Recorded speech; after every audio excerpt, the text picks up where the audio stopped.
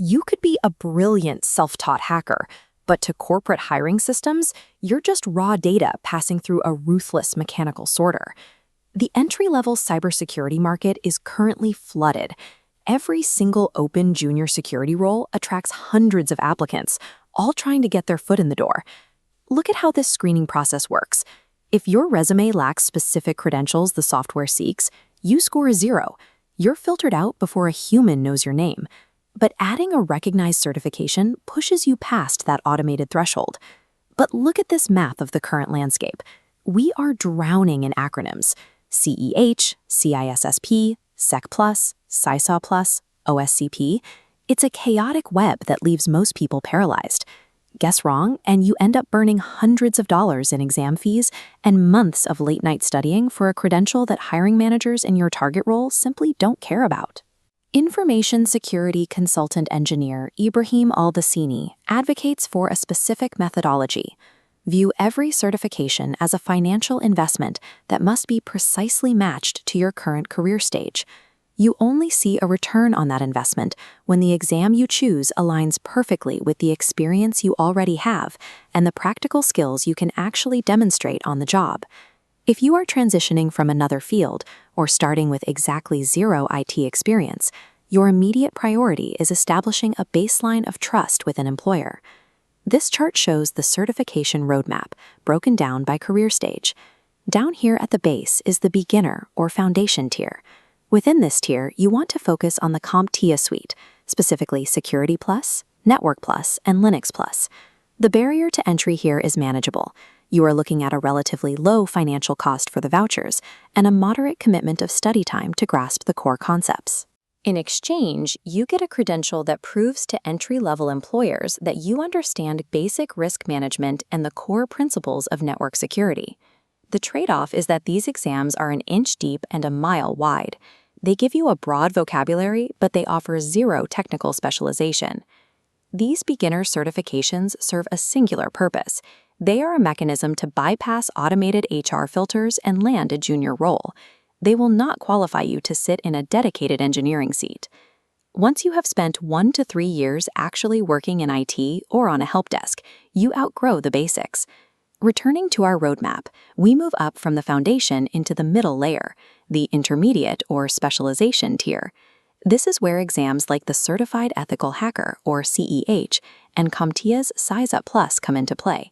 You are no longer just memorizing definitions. The study focus shifts toward understanding how to analyze active attacks and execute proper incident response. Earning these credentials signals to hiring managers that you are ready for a role as a SOC analyst or a junior penetration tester. But there is a hidden trap at this level. Because many of these intermediate exams are highly theoretical, they can create a dangerous false sense of competence. If you rely purely on multiple-choice memorization to pass, you will be completely exposed the minute an interviewer asks you to demonstrate a technique on a live system. Passing an intermediate certification without spending hours in supplementary hands-on lab practice guarantees you will fail the technical portion of a job interview. At the highest levels of cybersecurity, credentials depend on mandatory, verifiable years of actual industry experience. Looking back at our chart, we reach the peak, the advanced leadership and expert tier. These are the heavyweight credentials, the CISSP, the CISM, and the OSCP. The inputs required here are extreme. You will face massive financial costs, hundreds of hours of rigorous textbook study, and in the case of the OSCP, intense practical lab work. The outcomes, however, match the effort.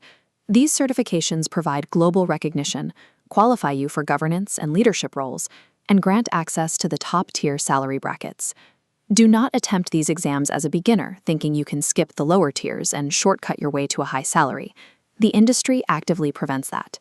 For example, pass the grueling CISSP exam, but lack 5 years of verified experience, you only receive associate status. Your financial return is severely delayed until you put in the years. These advanced certifications are strictly backward-looking validations of existing elite expertise.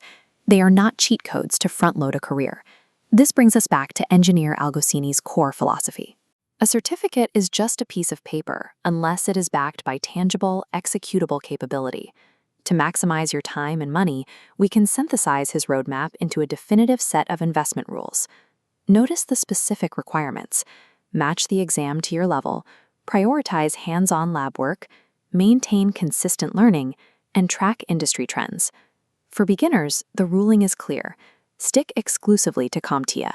Build a solid foundation and break into the industry safely before trying to run. For current IT professionals, use specialized certifications only when you are actively pivoting into management or elite offensive security roles. Above all, avoid the ultimate trap of the certification industry.